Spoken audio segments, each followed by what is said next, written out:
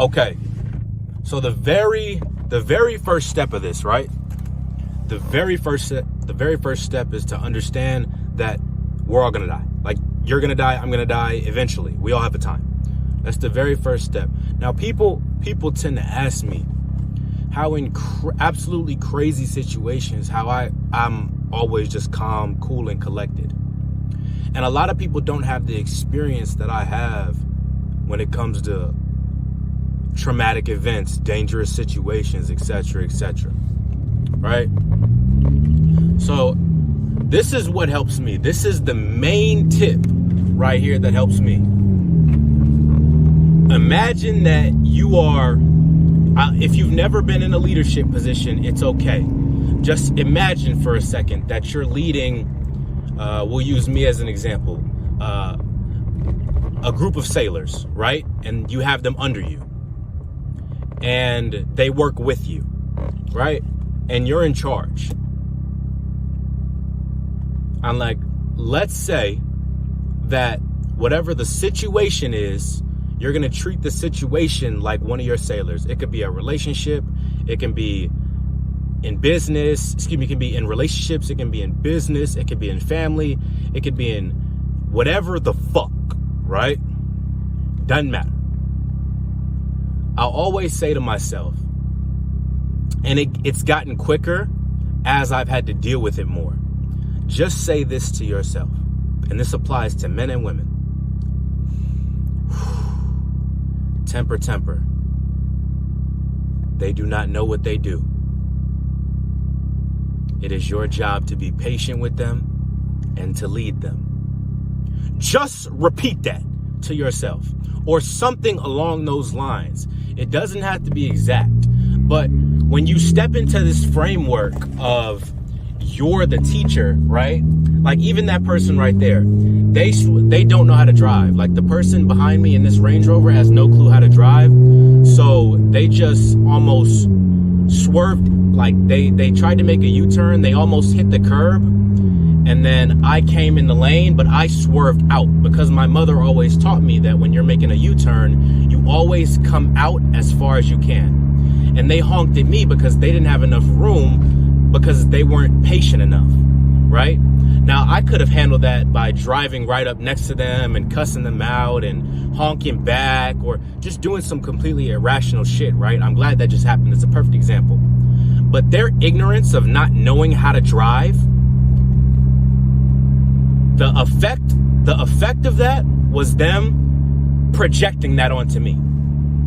When if they would have kept going, they wouldn't have hit me. They don't know that though. They don't know that they wouldn't have hit me. But in their mind, like, oh shit, he's close. What's he doing? This and that, blase, blase, right? So you got to understand, people are not always ignorant by choice. Sometimes people are just ignorant. Now, granted, I always say that our choices are what shapes our life. So technically, right, they are ignorant by their choice, but that's not the point. The point is that it's not their fault that I'm a better driver than them. It's not their fault. Because I was able to gauge three to four different things in my mind and make a decision like that. Most people cannot do that. And again, this comes from my experience in leadership, experiences in traumatic events, experiences leading in dangerous situations, and just being able to have that. I think the word I'm looking for is cognitive dissonance. It may be. Y'all can fact check me if y'all want. And I could be wrong. But for a lack of better words, self-awareness, right? A lot of people are not very self-aware. They tend to blame everything on everybody else and do things because they have very little emotional control. So the very first step, again, when it comes to how to remain calm, is to just take a second, because you're a human. You're allowed to take a second and breathe. You don't need to close your eyes and be dramatic. But you take a second, breathe, and then tell yourself, temper, temper. They do not know what they do. It's my job to lead them. Picture yourself, or put yourself in that framework of they're ignorant, they're a child, and they need my help. A lot of people will call this arrogance, or they'll call it conceited, or they'll say you're full of yourself. Some women will even call you a narcissist. I say women, it's not always women, but I will specify, because in my experience, I've been called a narcissist for this. But in all actuality, you just cannot comprehend at the rate that I can comprehend stuff. So to me, mentally, you are not on my level. And guess what? There are certain areas where maybe I'm not on your level. So when you frame yourself as the teacher in most situations, instead of feeling enraged and instead of feeling annoyed, you will begin to have a certain level of patience with people. And then the next step, we can go into step 2, which is don't give a fuck. Like, well, really it's step 3, because step 1 was understanding we're all gonna die. Like, you're gonna die, I'm gonna die, we're all gonna fucking die, right? Simple. One day. But step 3 is to really just not give a fuck. Like, really think to yourself, does what they're saying really matter? Is what's happening right now? What was rule number 1? Rule number 1 was what? We're all gonna die.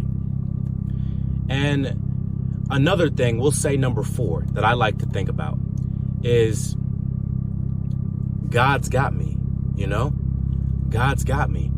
And whatever's happening is happening for a reason. As cliche as that shit sounds, because believe me when I tell you, I know it sounds cliche as fuck, but really, every single thing happens for a reason. A lot of times we just don't have the wisdom or the understanding to gain the lesson, right? To learn from that lesson and then use it as wisdom instead of seeing it as a loss. So I love you guys. This video is getting kind of long, and I'm actually about to pull up at my apartment now. Get some more work done. I'll edit this. I got more videos to edit. I got a bunch more work to do, but we continue. Be patient with people. That's the biggest takeaway from this. How to remain calm is to just be patient with people and try to I wouldn't say try to understand them, but kind of detach from the situation and just realize that as the teacher, and when you frame yourself as the teacher,